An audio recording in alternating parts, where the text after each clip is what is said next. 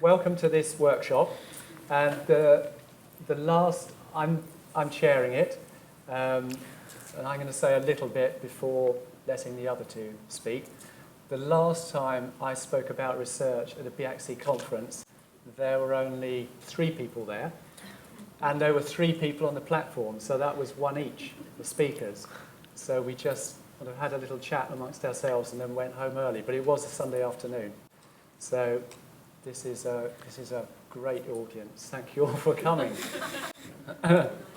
And it's interesting thinking about that. Looking through the speakers on the programme, of the, I think, 18 speakers over the weekend, there are 8 that are also researchers, as well as being practitioners. And that's something that would never have been the case in olden times, and reflects the increasing interest in research amongst acupuncture practitioners, although we haven't got a vast audience here reflecting that. They're not speaking about research as such. They're speaking about some particular aspect of Chinese medicine. But research percolates throughout their talks. Research informs and underpins their expertise in the subject, and that sort of research, that's probably a sort of research that most of us could do without necessarily any much funding, or indeed any funding at all, or any great research skills, though it might be better if you had those things. Steve has been funding a lot of his research from his teaching, for example, over the years, until he got his more recent position in Norway.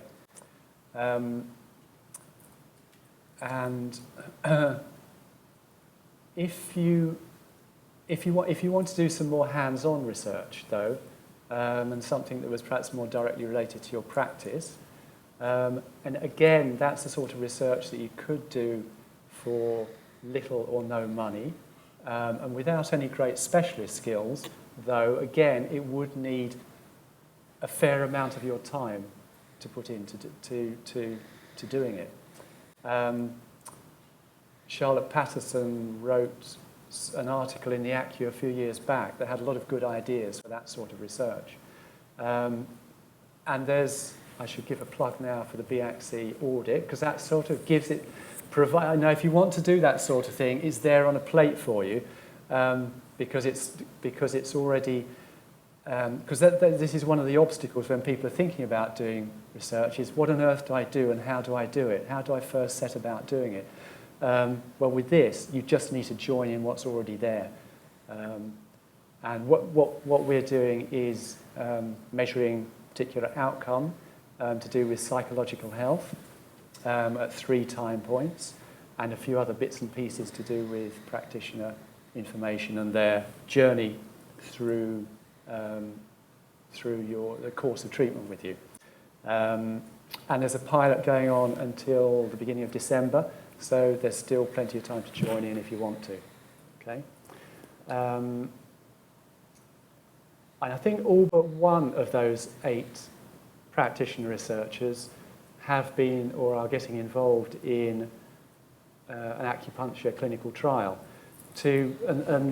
involved to great in trials of small trials, big trials, trials that didn't cost very much, trials that cost vast amounts of money. And I don't know how many of you were in Hugh's talk this morning, because I've only just turned up, but obviously some of Hugh's trials have cost upwards of £500,000. But I know someone who's involved in a randomised trial at the moment with acupuncture for as an adjunct to IVF treatment, and with no funding whatsoever. So she's doing that. She's able to do that because she's working in the NHS, so she gets input there. And basically it's funded by virtue of her doing all the treatment for free. Okay? So there are always ways and means of doing these things, but it means making sacrifices of some sort. What else was I going to say before stopping?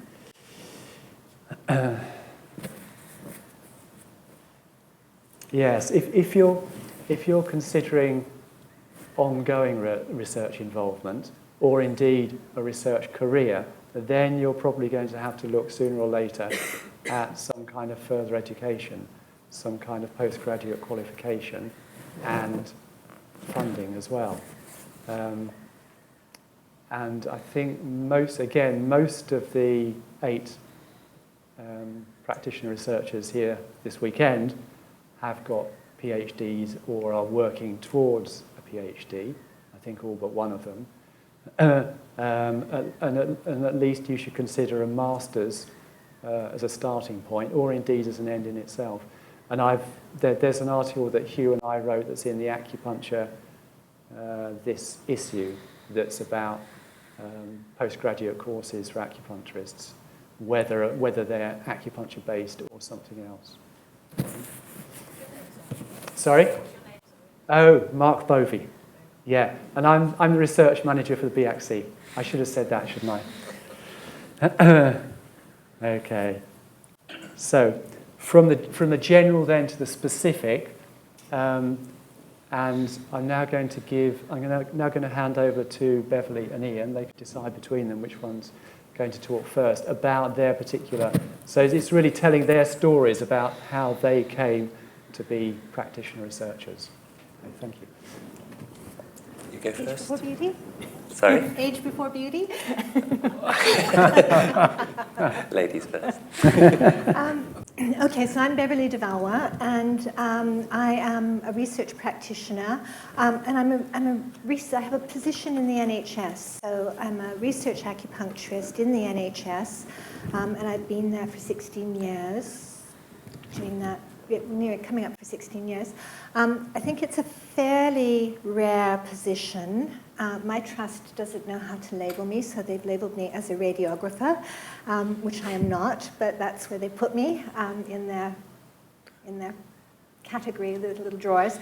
And I never set out to be a researcher, so it's something that came upon me quite by accident. So I took a job in 1999 when I qualified as an acupuncturist. I took a job at the Linda Jackson Macmillan Centre, which is a cancer information and support centre linked to Mount Vernon Cancer Centre, which is a very large cancer centre on the northwest edge of London, in Northwood. I initially started there as a complementary therapy coordinator, and the idea of the roles there was that they would hire practitioners, and although you would be maybe in an administrative job, you would do a session of your therapy once a week and treat patients. I was very passionate about bringing acupuncture into the Linda Jackson Centre for cancer patients. And back in 1889, acupuncture was a relatively new thing. There were very few cancer centres that were using it. And so I stepped into my role as a complementary therapy coordinator, and I was never allowed to deliver my therapy. So I would question this, and they'd say, oh, well, you need to settle into your role a bit more before you do this. And so I kept questioning it, and the time kept going by. And eventually, I kind of confronted them in a very nice way and said, why am I not being allowed to do my acupuncture? And they said, well, you're not medically trained, and acupuncture is an invasive therapy, so we don't feel very comfortable with you doing this. And acupuncture, whereas the other therapies that we have here don't make claims, they're nice, relaxing things. Acupuncture makes claims to treat things. So we don't want any of that here. So obviously I was a little bit upset by this. And I'm nothing if not persistent, so I persisted, and finally they realized I wasn't going to let go. And so the medical director said to me, well, if you want to do acupuncture, then you need to assess it. So we won't introduce it until you've done an assessment. I didn't know what an assessment was. Fortunately, the Linda Jackson Centre has a research department, a small research department, which is concerned with researching supportive care for cancer survivors. And so I hooked up with the director of that, and that kind of started my first research study. And so we looked at using traditional acupuncture to manage breast cancer-related, treatment-related hot flushes. And I did one study, and I have to say it was, I never thought that we'd get a good result. And so the day that I walked in and my boss said, "I've just run the figures on this, and you've actually got a significant change." It was like, wow, fantastic. And, I was hooked. Shall I go on? Or shall I hand over? Well, no. Go on. Oh, okay. So that gave me an appetite. And I went on to do my second study, which was to look at using the NADA treatment, NADA ear acupuncture protocol, in small groups for the same group of patients. And by that time, I thought, hey, I can do this, and I quite like it. So I think maybe what I'll do is convert this to a PhD. So I then made inquiries about doing a PhD and got a job at Thames Valley University, which is now West London, University of West London, and that was where I was situated to do my PhD. When I finished that, I then the National Institute of Health Research, which is the big funder for NHS-type studies in the UK, was running a wonderful program called Research for Innovation, Speculation and Creativity. And it was really the Department of Health going out onto a limb and trying to get outside of the area of safe studies. And so I was very interested in lymphedema, which is a condition that is associated with breast cancer treatment. And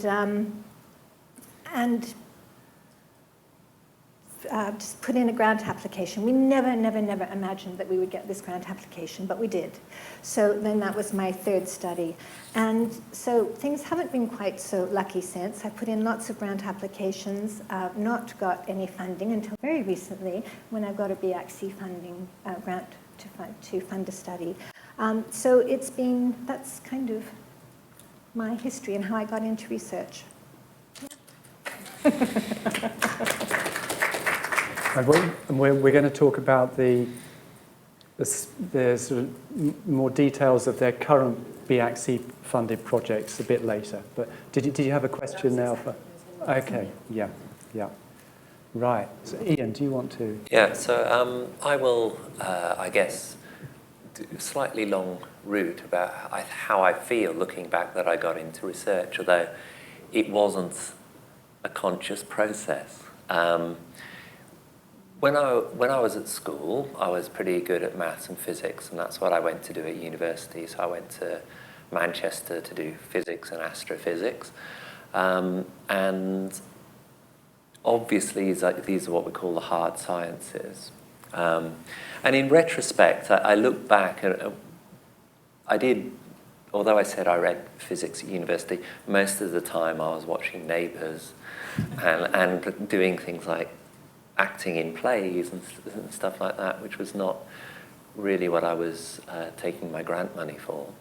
But I did get the degree, and I drifted for a while. I didn't really know what to do, and eventually started to become interested in Chinese things, Chinese philosophy in particular, and Tai Chi Chuan, the martial art.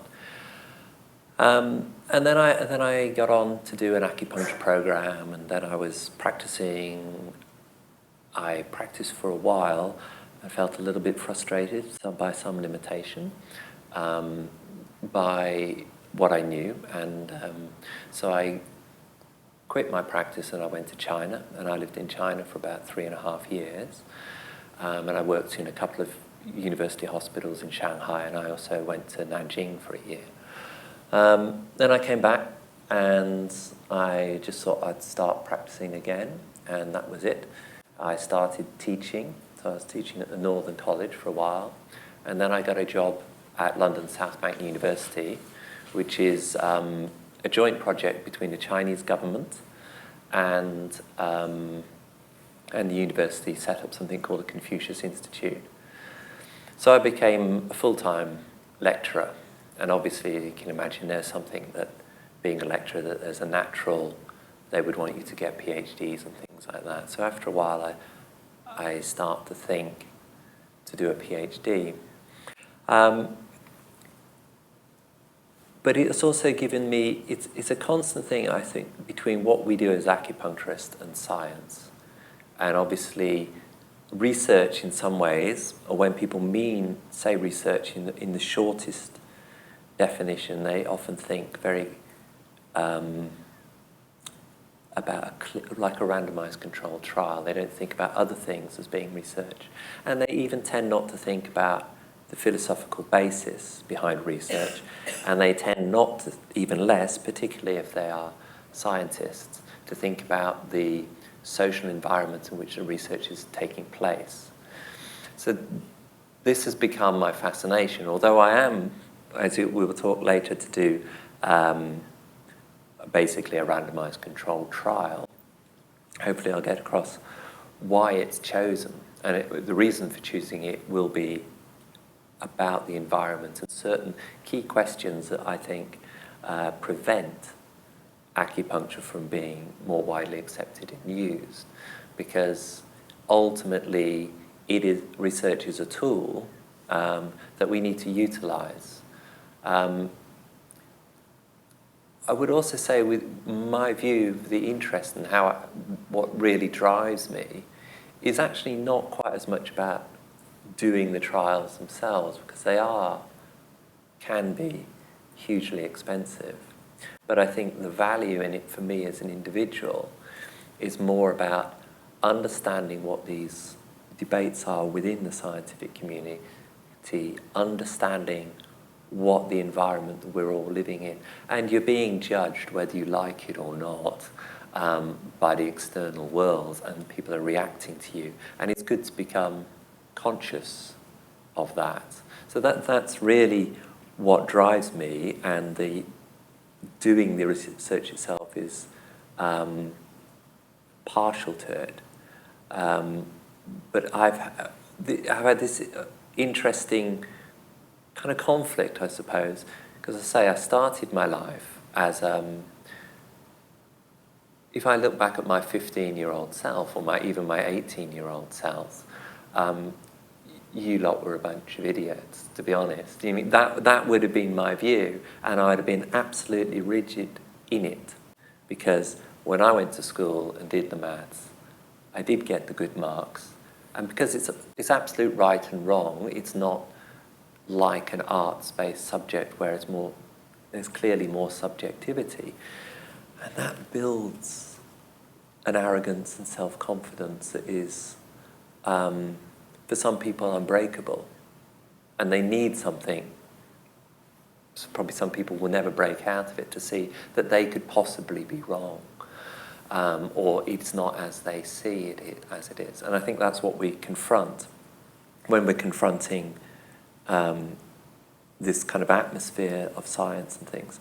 So basically, there was a time when, once I started doing acupuncture, when I met people in sort of social gatherings or whatever, usually men, but I would say they would start off by saying, I'm a scientist, and then proceed to tell me a load of stuff, and why acupuncture didn't work, and why I was completely wrong. And now I feel that I've armed myself, and almost like I've been working out in the gym, and now I go spoiling for a fight, trying to remember where that person was. I've got my answer for you now. So I think for all practitioners, I would say this is the key thing for me. I mean, yes, produce research if you want, but I think, as Chinese medicine says, you prepare your weapons before you go into battle, and you dig the well before you're thirsty. And what we need to do as practitioners is prepare, understand, develop our understanding of research, examine the environment that it is, understand the weak points of I won't say scientific argument, because that's the argument of people who perceive themselves to be the defenders of science. and hopefully we can deflate a few egos and move forward. So that's my key interest. And I've got a side thing which is to do with knees, and we'll talk about that in a minute. I'm not that obsessed with knees, but it might seem like it in about 20 minutes or so. Okay. Thanks very much, Ian.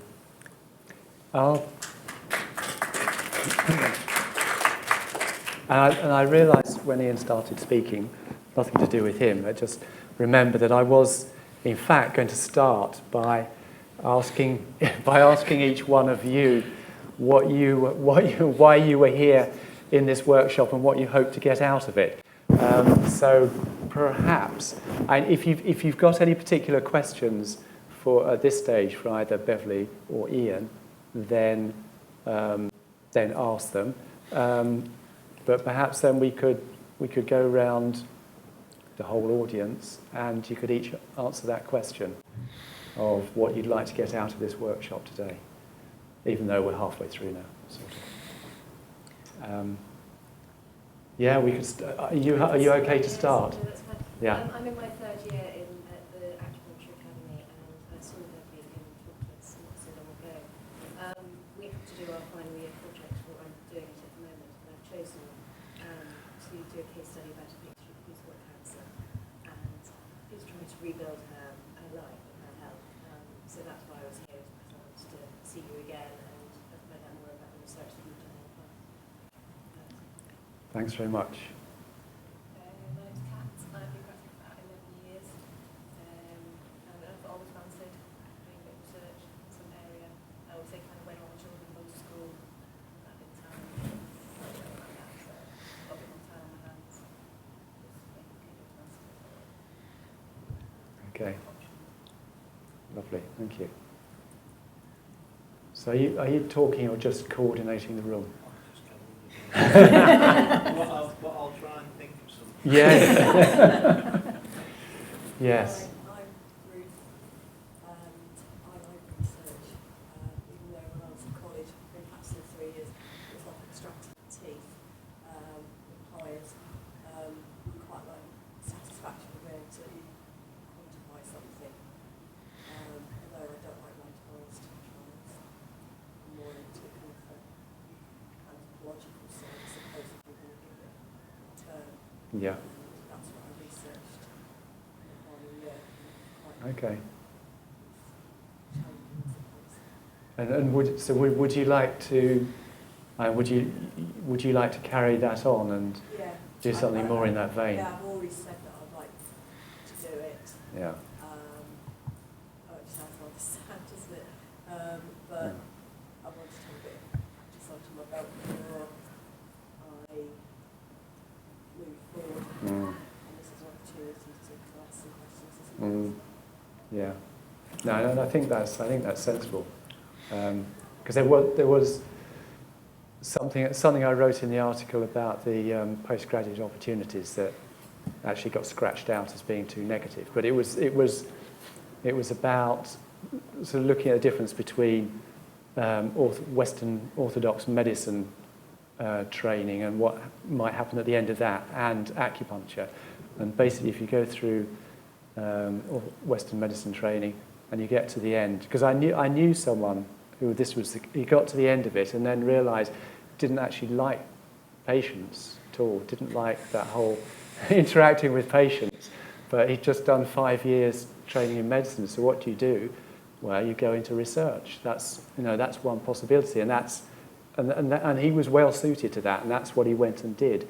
Whereas if you go through 3 years of acupuncture training and you get to the end and realise that, this isn't quite for me in that respect. You can't very easily just jump then into an acupuncture research career.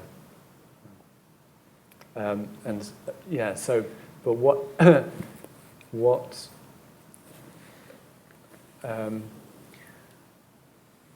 rather what we get is people who've done a bit of research during their training, then come into practice for some time, and as you say, get some degree of experience under their belts, and then look at doing some more research. I think those are the people that we want to work with in terms of being able to facilitate them to do that for various different reasons that we'll talk about later. Yeah. Even when you retire, people say, never seem to have the time. So what would push you into actually doing it, do you think? I started the Masters after I did training at the NCA, Yeah. but I only had a year to do it in, and I was trying to get through NHS ethics, and it was just turning into an absolute Yeah. disaster with never happening time. Right. So I've always kind of thought, well, I'll go back to that later. Mm. We've been travelling, so business, married, kids, it's just Yeah. kind of life's getting in the way of it. So yes, yeah. When I'm not getting up 3 times a night, that's it. And do you think that the kind of newish NCA Masters that's done online would work well? I don't know. I'm not a big fan of the online stuff. I tend to prefer the face-to-face better at sort of having something in a room and being able to ask questions and Yeah. having physical things in front of me. I'm not great at the online side. I don't do much online stuff every day. I always tend to go away and do courses and things. I much prefer Right. Yeah. it might be an option. Okay.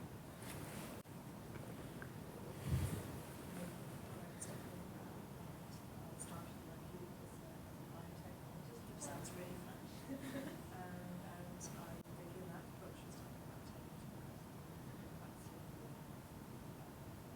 12 years ago. I went to do the master's in Westminster. So I'm just recovering from that. And I'm just now really seeing what can I do with this. And I think what drove me to the masters was I was being told there was no evidence of acupuncture. And I thought, well, it's just not been my experience. And in practice, I could see things were changing. I could see people were having changes as a result of having acupuncture. And I was, using my scientific thinking, well, is this real or is it not real? And I was really over the years testing my own experience.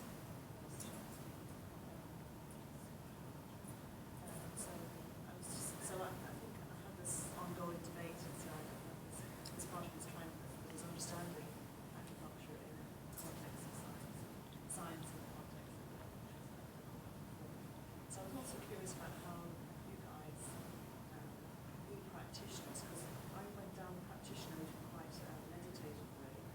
I learned how to be a practitioner because I didn't know a lot of knowledge and I had some information which I didn't always trust because I'm not scientific side.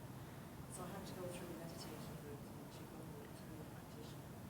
And the world of that for me is very different to the world of thinking like a researcher and putting things up on the Christian world.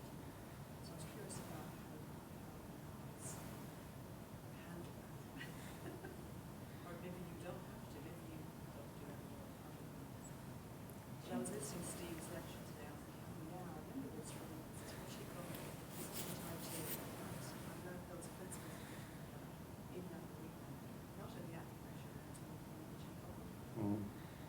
So I went down that route because it made sense to me, and I did my practice with reference to that, and a little bit of leadership, and a bit of research and attention.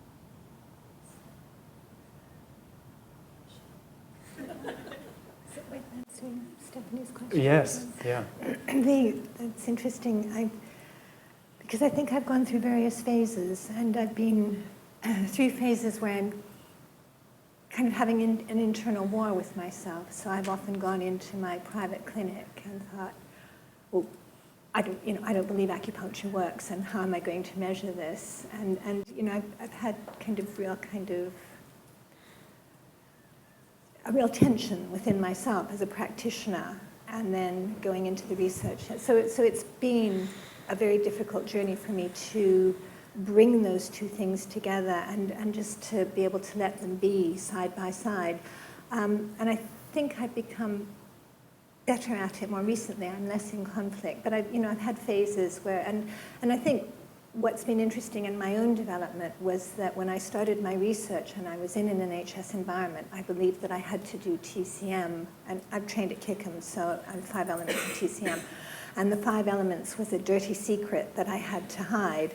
And then I did find that as I was kind of doing this TCM style stuff in my research, in my private practice, I started to explore the 5 elements much more. And so it was kind of like a rebellion. I've got to do this for research, but I'll do this because this is interesting privately.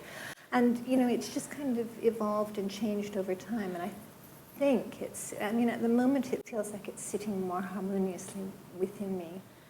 They both exist. It's like yin and yang. They both exist, and they coexist, and they are interdependent and interlinked, and it's all great. I'm sure it will change next week, but at the moment it's... Shall I chip in? Yes. Yeah, I agree. I think most people have this kind of slightly schizophrenic approach to it. And I would say that people sit on the spectrum, and in shorthand, at one end are the hippie space cadets, and then there's the scientists. And we have a tendency to move up and down the spectrum, usually depending on who we are talking to. So with your sciencey background, you meet someone who is a hardcore scientist, you sort of go, well, that's a bit extreme. And then you find yourself pulling another way. And then if you meet someone who says something, there are many, many different styles of acupuncture. There are styles of acupuncture which are akin to voodoo, that people put in a doll, which I think for a lot of us is a very, very difficult thing to countenance as being effective. But we can, and this is what I think the sort of gradations are, which comes from our society, put needles in the back for back pain. There is something profoundly, although one step not logical, but it's a lot more logical than putting a needle in your hand, say, for back pain.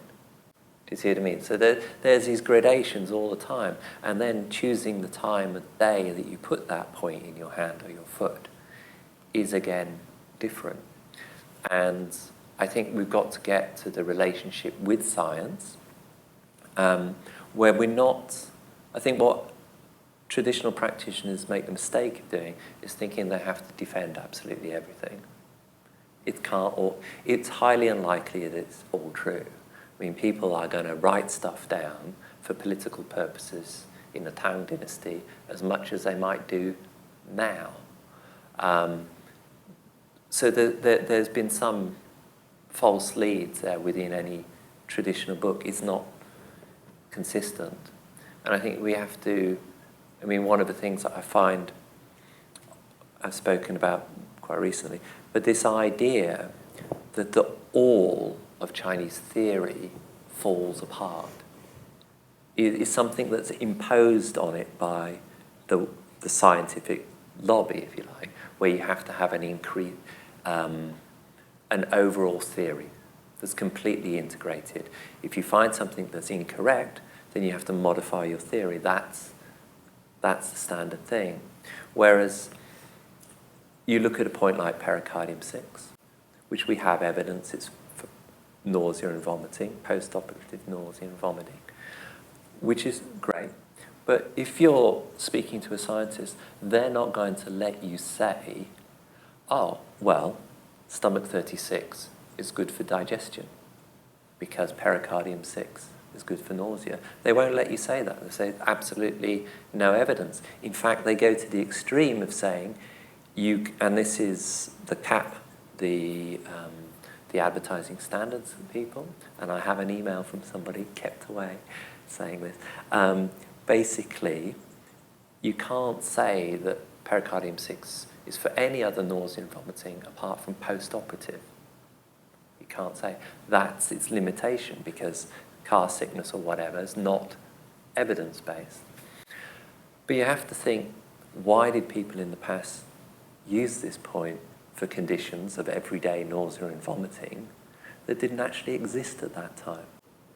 Because post-operative nausea and vomiting is a modern phenomenon. It's not something that happened in the Ming Dynasty because we didn't have it.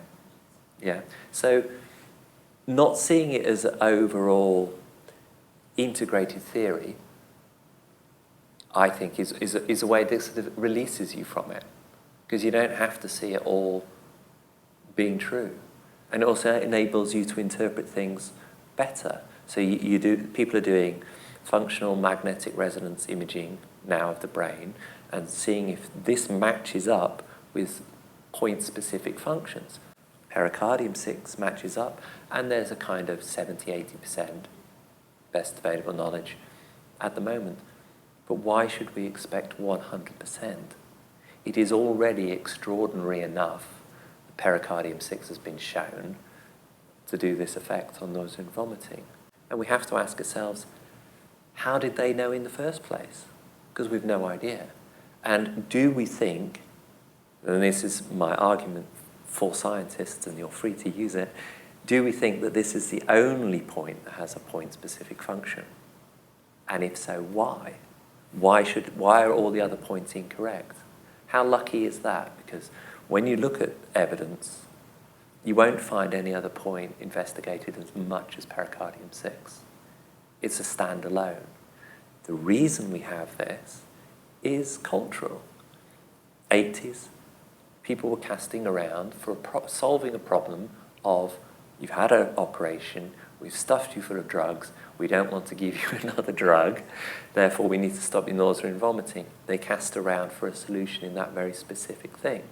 Luckily, the cause of this condition is also very, very specific. So you don't actually get the complications that you might do with insomnia or something and want to do a traditional Chinese medicine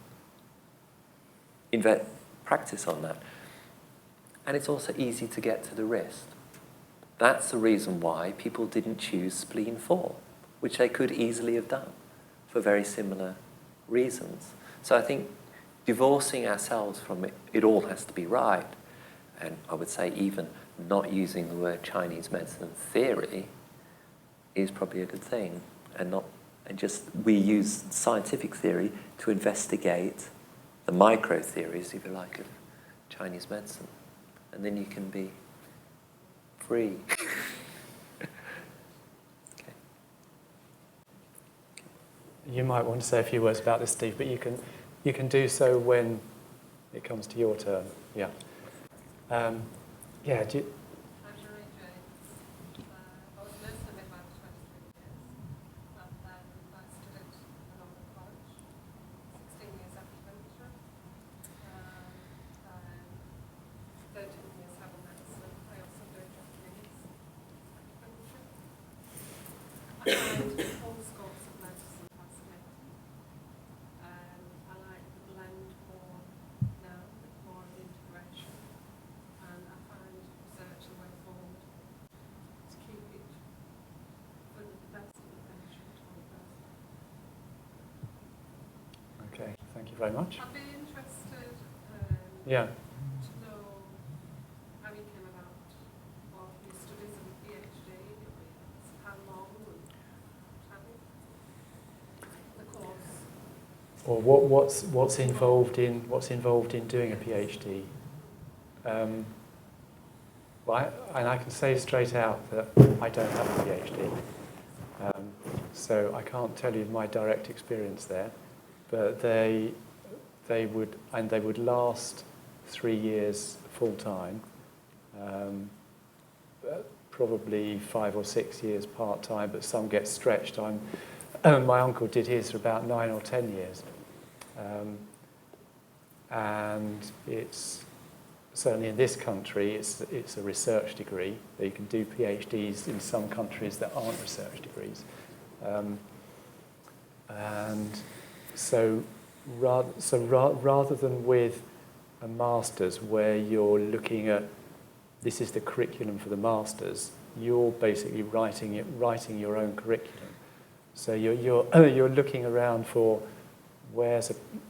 you're more looking for often a particular environment that you think, and maybe a particular person in it, to be your supervisor who would support you in the subjects that you want to do, and then you take that to them and see if they go with that. But the difficulty is getting funding for it, unless you can fund it for yourself. And your PhD basically was funded through. Because Thames I worked Valley. at Thames Valley. Yeah. Then I didn't need to pay tuition fees because I was a member of staff. So that helped enormously. And so some offer studentships that will give you actually a reasonable sort of income through the PhD. So, for example, Southampton University have got, they're part of a primary care NHS funding stream, and there are a couple of people who've done Chinese herbal medicine PhDs there. Yeah? And George Lewis is always saying, you acupuncturists, if there's anyone who's got a good master's and got a good idea for a project, to get in touch because they've got the money. Yeah.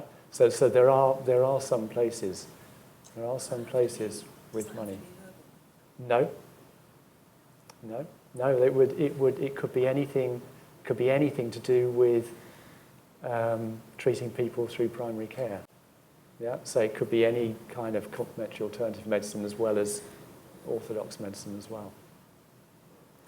Yeah. If you are in a position to go abroad, there are a couple of countries that are very good. Australia has a program for complementary medicine research, which I can't remember what that's called.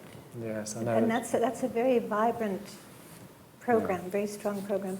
And Canada's a good place to do complementary medicine research, and they have a lot of PhDs coming through and a lot of research awards and things. So if you're free to go abroad. And no problems with the language there, obviously, too, which could be important. In Canada? Yes. Okay. You don't speak English. You don't come from the part of Canada where they speak French, do you? No, but most, Beverley is Canadian. You might not have known it. Right. Do you say anything more about PhDs? Yeah. Well, I mean, we have some PhD students. Nikki Robinson, I think, is probably responsible for quite a few PhDs in the UK, so it can be done there, but unless you're a member of staff, it has to be paid for. If by any chance you're good at Mandarin, there is potential to get scholarships through the Confucius Institute, do some study in China. But you'd have to be quite good at Mandarin. So. And the thing about the Australian thing is you don't have to go to Australia to do it. I think you go twice a year, don't you? Yeah. You go over twice a year for something. So it's always worth having a look and seeing if that fits Not into your easy. lifestyle. I think that's just learn Chinese, go to Canada. Twice yearly vacations in Australia. And there have been the odd one or two people, BACC members, who've done a PhD and funded it themselves. So, really good for them. Well, what are the fees? I think the fees. Standard tuition fees are 9,000 a year, aren't they? Sorry? Yeah, Standard tuition fees, I've seen 9,000 a anything year. between 6,000 and 10,000 a year for tuition fees. I think now with the government's desire to sort of marketise universities, universities are more free to set the fees that they want to set. So normally, in simple terms, the higher up the university rankings you go, Yeah. the more it will cost you. Where I am, there's quite a lot of people doing PhDs, and one chap I was talking to, he gets paid £12,000 a year. Yeah. Yeah. Is that what they would consider normal? Yeah, I think the Southampton masters are, studentships are worth about 20,000 a year. I think Yeah. if you've got another string to your bow, as in previous existence in something scientific or healthcare, Yeah. then that really helps, because you can be classified as a radiographer or something. You know, you can go under the radar a little bit. But if you're a pure practitioner, at our place it's okay because Nikki's the person who's doing it, but in other places, I think, my perception, I could be wrong, is that they tend to be very, very sensitive about it. They want to be able to put a label on you that is trustworthy in some way as they perceive it. So, being a physiotherapist, being something else, that helps. But things change. Steve, you... I was just going to say, when I did my PhD, nobody told me you could apply for a grant. There was no money available. We were totally paid for ourselves. And it was a little different. And that was at Exeter in the good old days. Yeah. From the US. Yeah.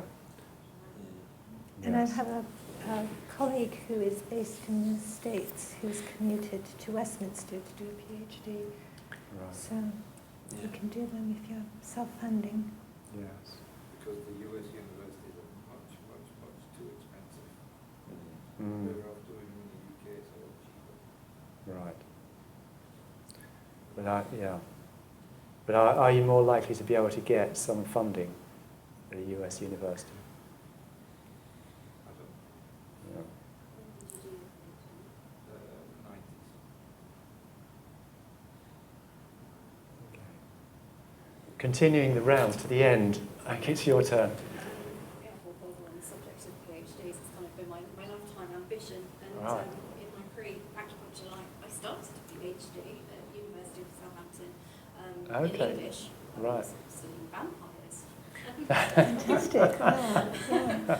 But yeah, and, Bloodletting. yeah, I was doing literature, and but I didn't have any funding, and I was a bit burnt out, really, you know, because I'd been studying my entire life up to that point, and I sort of thought maybe I need to actually go out into the world and earn some money rather than keep spending my parents' money on more education, and then I did went back into education not that long afterwards. Went to the NCA and did my acupuncture degree, and I was doing the masters, and after 3 years I went on to the floor to go through to get my MSc, but there was a lot going on at that time, like you said, and yeah, I just couldn't commit to finishing that in the year, but I teach there now, and as part of professional development I have been allowed to do a couple of modules on the online Great. MSc, which just started last week. So yeah, I leapt at that opportunity, and yeah, so I'm just sort of interested to see what potential there might be to take it beyond that if I get that far. Because yeah, it would be very, very interesting to me. And it'll certainly make it a lot easier the more postgraduate courses there were going on at acupuncture training organisations, because that's quite limited still at the moment. And we tried to get one going, well, I say we, I didn't really do anything at all, just turned up for a couple of meetings, but they tried to get one going at Kickham a few years back, but it had to be shelved because there weren't enough applicants to make it viable. I think that's been an ongoing problem with such courses. So, Leanne. I always love research. cheese in a butter pot. Apparently I've done that to see what when I was only about 6 years old. I did my degree, self-funded my degree, qualified as a dental nurse, and went to university, did a degree in Chinese medical acupuncture and some postgraduate modules in the bits and bobs, and I thought I would continue having teaching as well, and I thought I'd continue my studies in something not quite acupuncture related, but that would indirectly help me, and also like I'll be able to sort of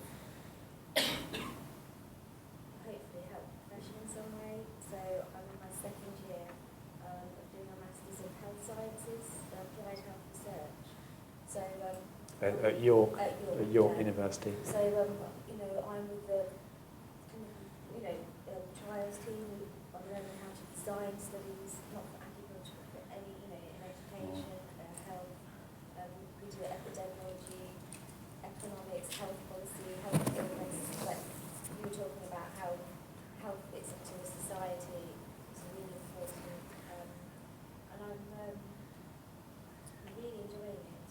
But interestingly, something else, like my actual dissertation is nothing to do with acupuncture. I was wondering, why did I actually choose not to do anything to do with acupuncture? I think that was some form of credibility. So in terms of where acupuncture is going, I feel that like there needs to be a bit more credibility somehow.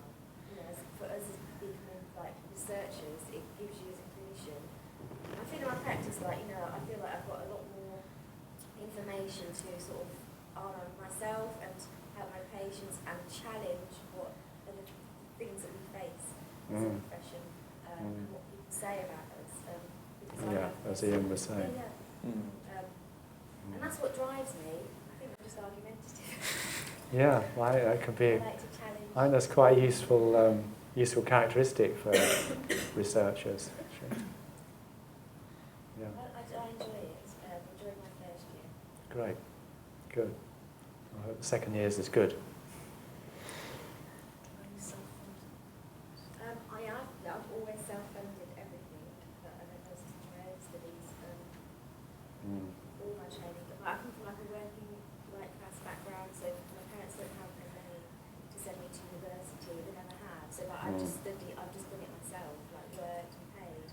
And this I'm self-funding, but I co-authored a book, and I'm hoping that will pay towards reinvesting my work that I've done. That will pay towards that. And with PhD is something I won't self-fund. I will seek support in one way or another, and I'm sure if you look hard enough, you'll get it, won't you? Hopefully. Well, I tend to be a fairly positive individual about these things because things are changing, that's for sure. I mean, as I said, when I first started, I suppose started acupuncture in the 90s, these kind of rather frustrating conversations with people. One who I know is a GP, is a friend of my brother's, so I see him whenever I see my brother or every other time, sort of thing. And he was unmitigatingly abusive when I first started. Interestingly, because he had a problem with his ankle, sort of about 20 years later, I saw him, he'd just had acupuncture for his ankle. And he'd gone from calling me a snake oil salesman to actually having it himself. So you can see the shifts. And I work in a health and social care faculty or school, as it's now called. And people aren't hanging around my office with pitchforks trying to get me out. I mean, a lot of the practitioners, whether they're nurses or occupational therapists, physiotherapists, have tried it and are interested. It can be quite... I'm not saying it's purely like that. Clearly, there are people, let's say ivory tower individuals, that are still quite hostile. But as I say, go back to you look at I mean, I don't want to come across as being wholly paranoid about things, but say chronic pain, which I mean, when people say there is no evidence, what I'd like all acupuncturists to know, yes, there is evidence, and have the big systematic review that was published in 2012 in there underneath the couch, preferably, so when people are face down, they can see, they can see it, you know, that this is what you get from acupuncture, this is what you get from non-steroidal anti-inflammatory drugs in simple terms. The evidence is there, but people literally don't know about it. I always think, you know, have you ever seen Hans Rosling, the Swedish statistician? He does these great graphics and things, and he asks people a certain question, and you normally get the question wrong, and if there's any trend, the better educated you are, the more likely you are to get it wrong. So he compares you to chimpanzees in the zoo, who of course get like 4 possible answers. Chimpanzees get it 25% right. And normally what happens is that if you're more educated, you want to know how many years do women have education in Bangladesh? It's a lot higher than you might imagine. It's like 1 year less than the boys now, something like that, which you tend not to know. So doctors, GPs and things, they normally have a 10 or 15 year acupuncture out-of-date perception of what's going on. And it's kind of, I think, our duty, and the first port of call for research, acupuncture research, and what we can do is to know about that, know how these trials are criticised, and be armed. And that's free, I think, roughly free. You can do that. Things change.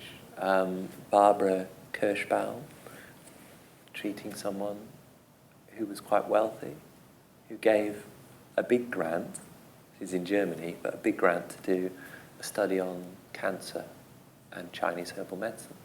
So some of your patients, if you've got a wealthy client, you never know. You never know that we can get this sort of thing. That if you somebody who's particularly wealthy, you might have a hedge fund manager or whatever. They may give a bunch of money. You never know. Why do we as acupuncturists, or you as research acupuncturists, try to fit in under the scientific model?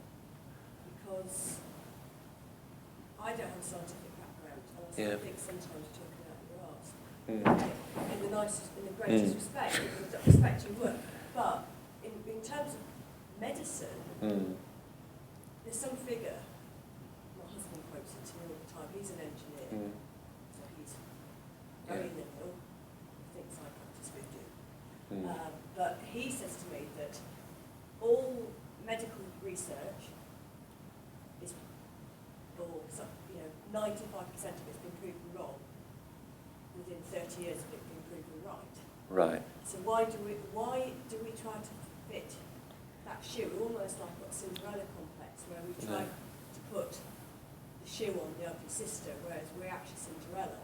Yeah. And we should fit out and find a way of presenting ourselves historically. I mean, if it didn't work, if it doesn't work, we're still here 2,500 years later. So we know it works, but why do we have to try to wear that hat? I don't think we do. I mean, I don't see myself as trying to fit into a scientific model. I see myself as trying to change the scientific model. And that's a fundamental difference. I mean, and this is why we have, you might see it as a barrier alternative mainstream. But of course there are people on the mainstream who we have a lot of sympathy, we have sympathetic views. I mean, especially when you get into the line of placebo and what this might be. Science has to change because it's not capable, it's on the sort of positivist materialist outlook that the anti-acupuncture fanatics have, it clearly doesn't work. It clearly doesn't work. The linear model doesn't work.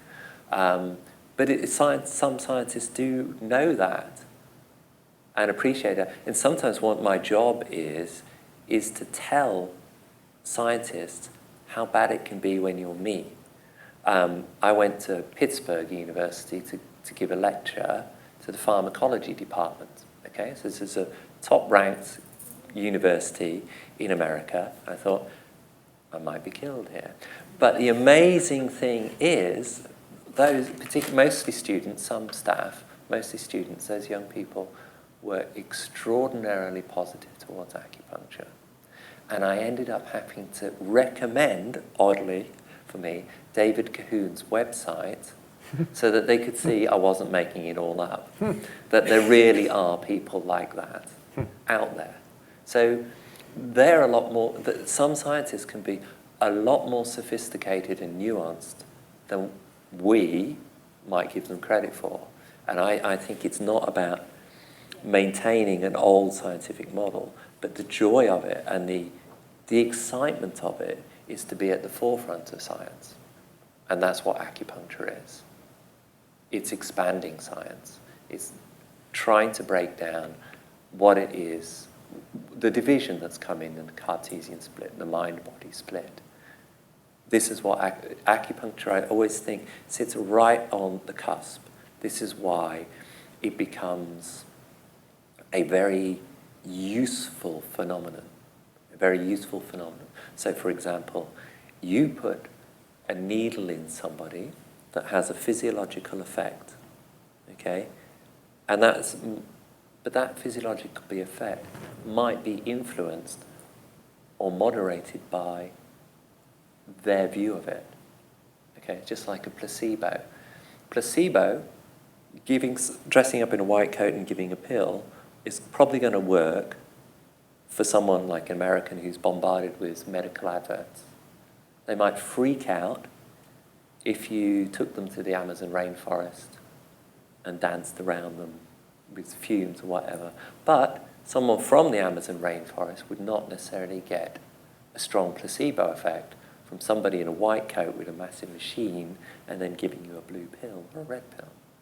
So placebos, things get moderated by context, and this is the fascination. So acupuncture, for example, you might want to give a treatment for back pain for acupuncture. If your patient is kind of rational, walking on the wild side by coming to your clinic, maybe it's better to use points on the back because they can live with it.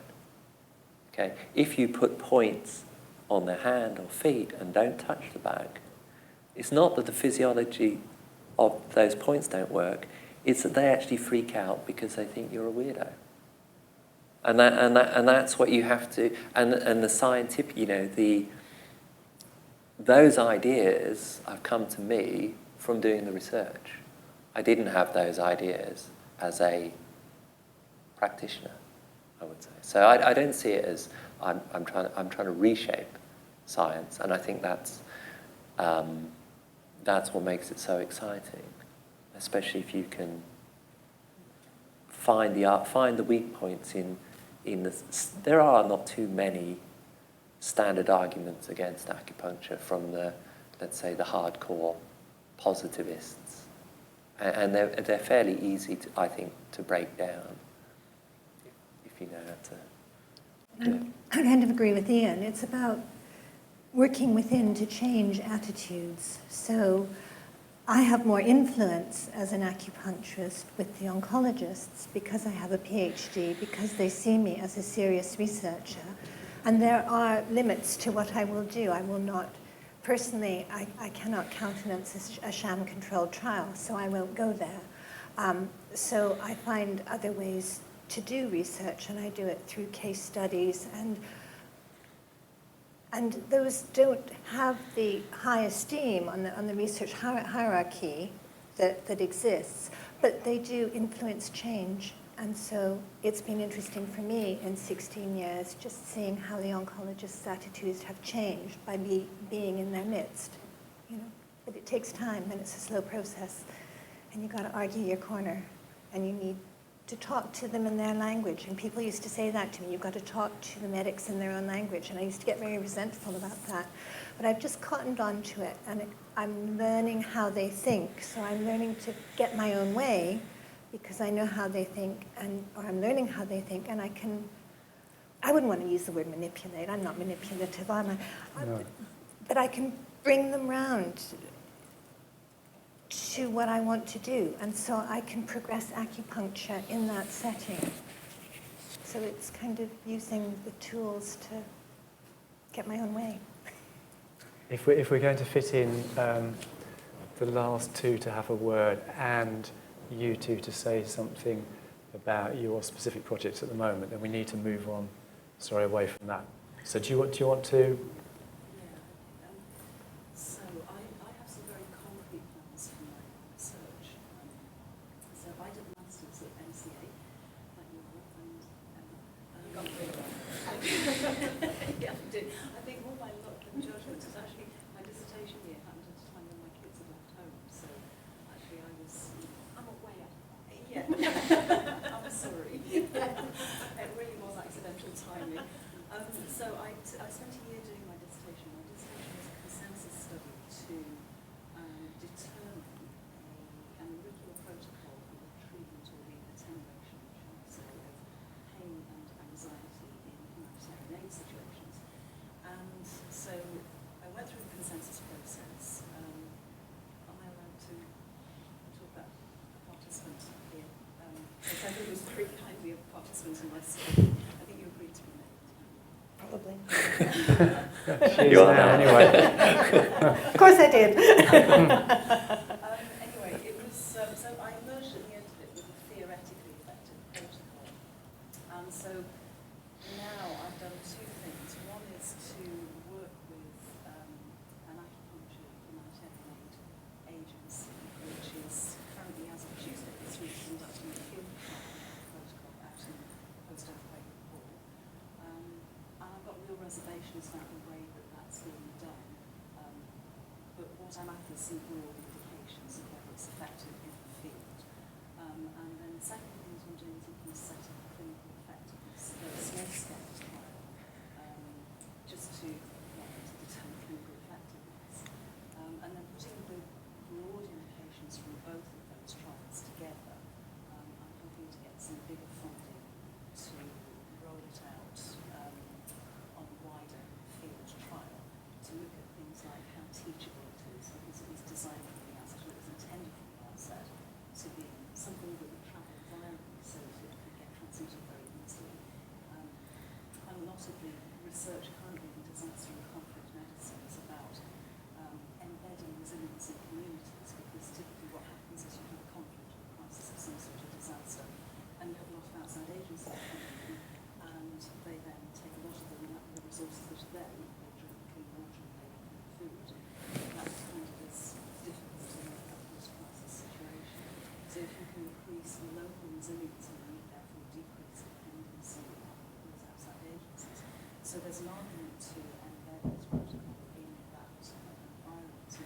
So there's a million different ways in which this might go, and these two trials at the moment are really just kind of nibbling at the edges of that. And what I'm really trying to get a handle on is where to go after those two. But in the meantime, what I really want to do is to turn the clinical effectiveness trial possibly into a PhD, which is why I'm really interested in just practical questions like funding and how to go about doing that. And also, I don't want to let this drop. I think we've got the opinions of the best guess of 31 experts in auricular acupuncture, with people who've worked in acupuncture and conflict and disaster situations.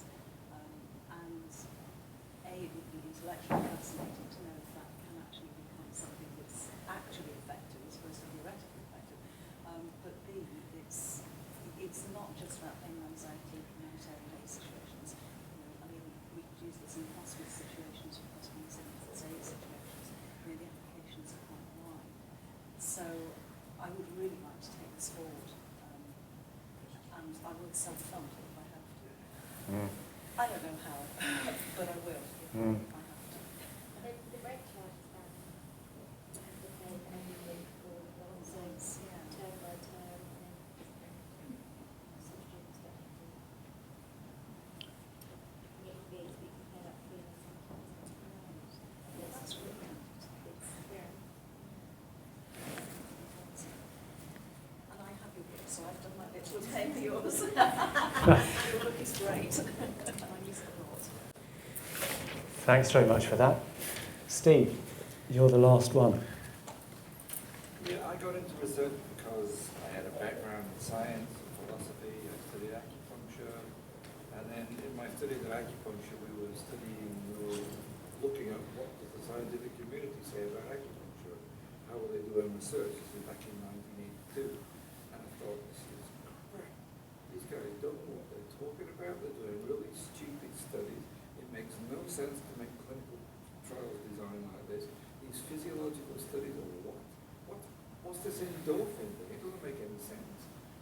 So I always had this problem with it. I don't like the way the scientific community has approached research because they treat us as lab rats and then they're researchers.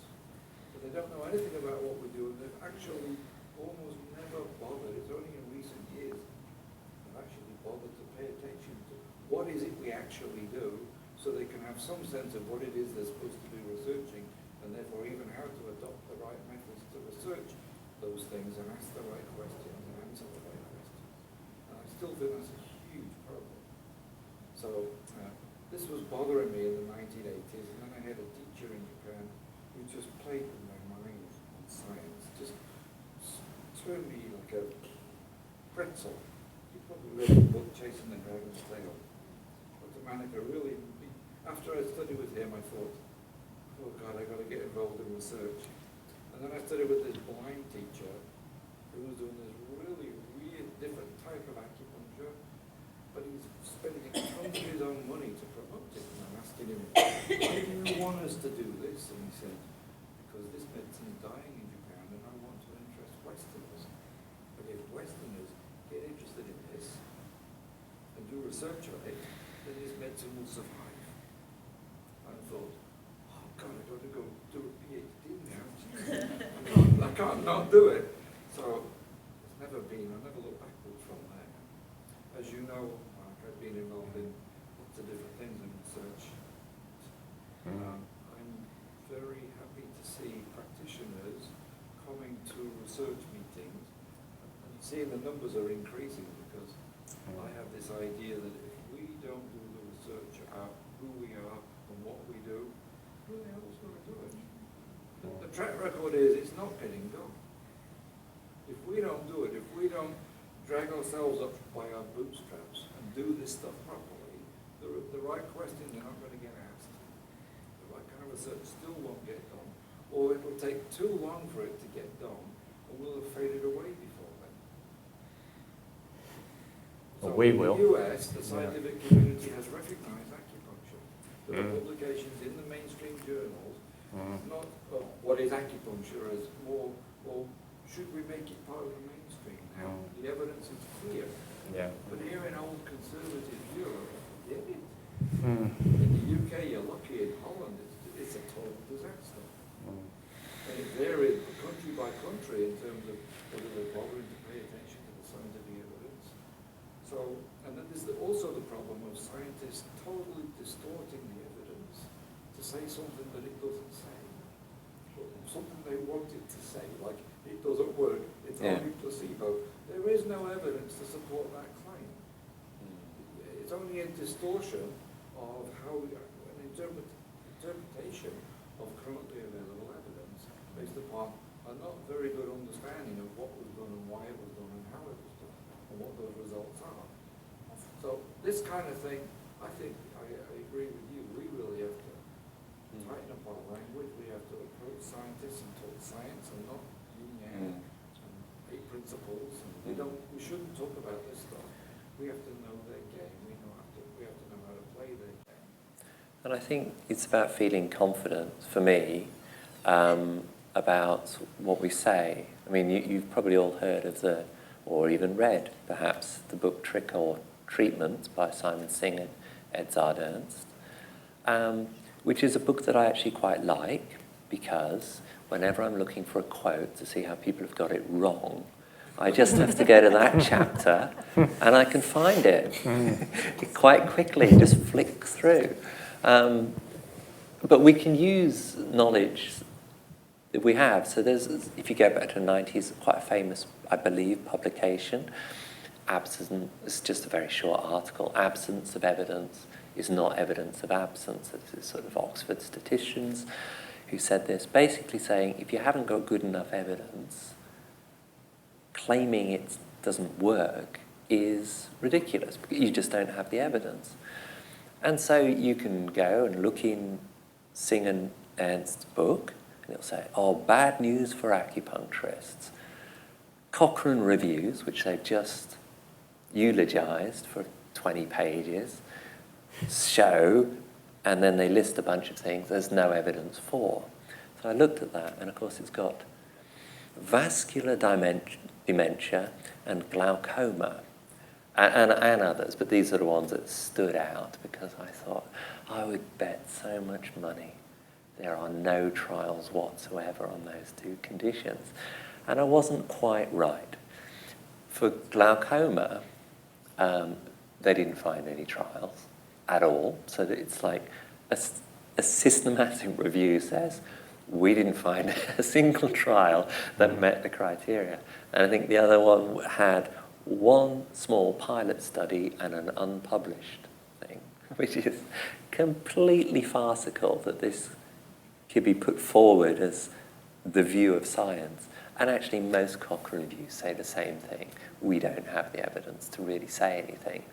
And then if you look at those trials with an acupuncturist view, you know, even the ones that have got the controls or whatever and the right outcome measures normally have pretty grim acupuncture.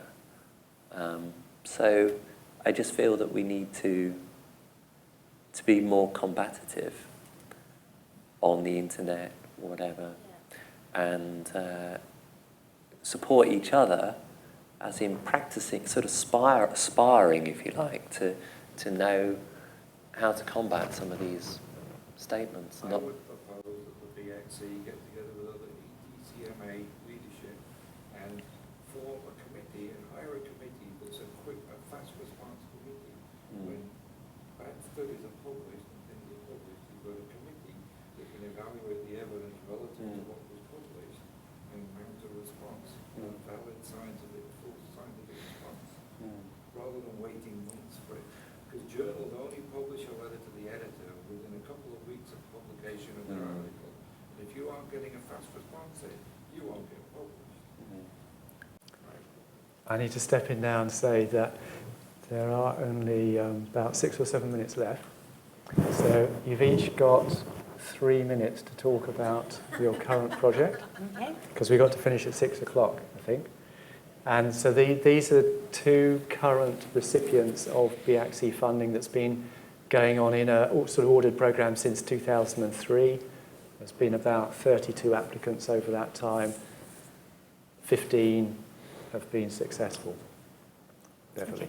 We have funding from the BACC to investigate the use of teaching chemotherapy patients to self-moxa stomach 36 daily throughout the course of their chemotherapy. We're looking at this, this is a feasibility study. We're looking to see if it's possible to teach patients to do this and for them to adhere to the regimen. And we're also collecting data on blood counts and things to see if it has an influence on blood counts and other chemotherapy-related toxicities. It's a very innovative project because it's the first, probably the first time that that MOXA has been used in an NHS setting and self-administered in oncology. So it's very exciting. I have to say it's been really, really fun to work on because it's just been great to walk into, you know, the nurses and the oncologist's office and say, wave my MOXA stick and say, have you got 10 minutes? Because I've got some funding to do a study on a novel intervention for chemotherapy patients. And they kind of look, and they like the idea that I've got funding. They like the idea that there is something that they can offer patients at a very difficult time. So you can see them hooking into it. And so we've got it. We've got support in the hospital to do this. It's now sitting with our ethics committee. We went on Monday to see them. They weren't worried about the intervention. They were more worried about our data security. So we're hoping that we'll get a positive go-ahead fairly soon. So. Will it be smokeless? Pardon? Smokeless. Sorry? Are you using smokeless? We're using smokeless, yeah. So Beverley's moved mountains, really, in order to bring round various sceptical people in the hospital who are, to the extent that the thing's still going forward as it is. So, yes, well done for your persistence that you alluded to earlier. We'll have to, sorry, but you can ask questions afterwards. Yeah. So, I'm looking at osteoarthritis of the knee, and basically what I'm doing is warm needle acupuncture versus regular acupuncture needling. So, why do I do this? It's because A, I think it works better, and B, as I say, looking at the more wider thing, we've allowed acupuncture is just sticking needles in. That's what it says in the Oxford English Dictionary. But of course, even the Chinese word, zhenjiao, is needle and moxibustion. So it's about partly about trying to reconceptualize what acupuncture is. Osteoarthritis of the knee is a fairly consistent condition, I think. There is good evidence from the big German studies that it works, putting needles in, but of course, one thing that they didn't do was use moxa. So I want to show that using moxa gets a better result, so it's like layering. And I have a guard, a skin guard, which is now patented actually, that's going to stop the heat radiating. So this will limit the effect of warm needle because you won't get that radiated heat, but it will potentially show that the effect is I won't say physiological, it's non-psychologically mediated. Okay, so it's not through, oh, that feels nice. It's something else that's happened from the potential conduction of heat along the needle. So it's obviously that's the sticking point for a lot of scientists, because what they call placebo, what I would say is psychologically mediated effect.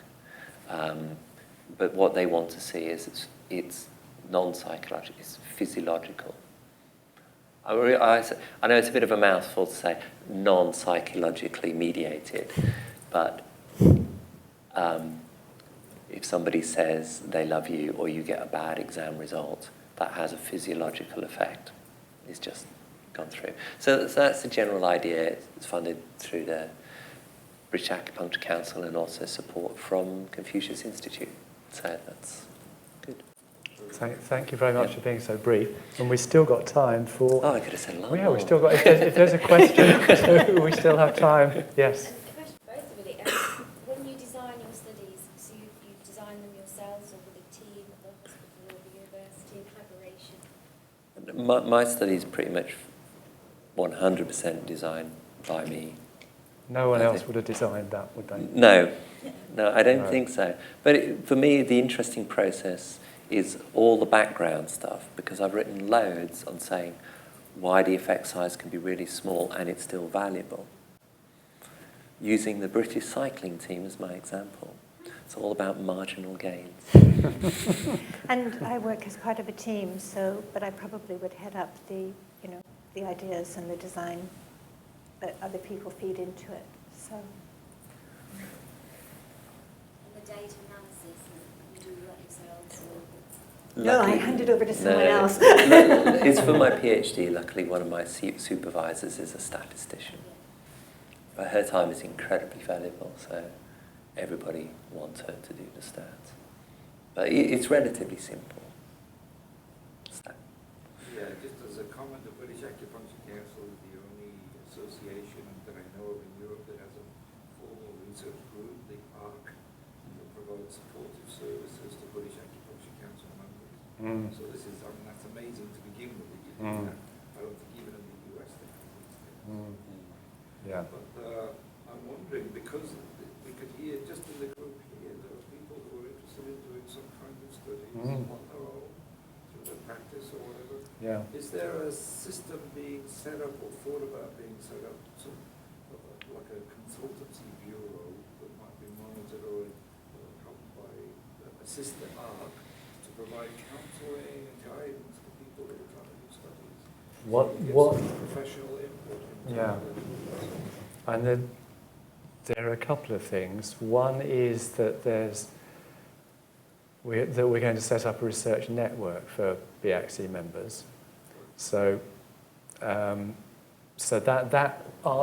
will help. That will help with that, because it'll give you access to a lot of other people, some of whom might be able to provide that sort of support. And another is that we're looking at the possibility of perhaps having some people on a kind of small retainer or something, or being a supportive expert for a limited period of time, who could offer that kind of expertise. So that, yeah, and these are things we were discussing at a recent research strategy meeting and the last research committee meeting as well. Yeah. So, right, I think we'll have to call, yes. Yeah, 2 minutes, no minutes. 1 minute. 1 minute, okay. 1 minute, and I found it very enjoyable. Thank you very much, both for the contributions of my colleagues here on the floor and also everyone's contribution out in the floor. So thanks very much, all of you, for coming. Thank you.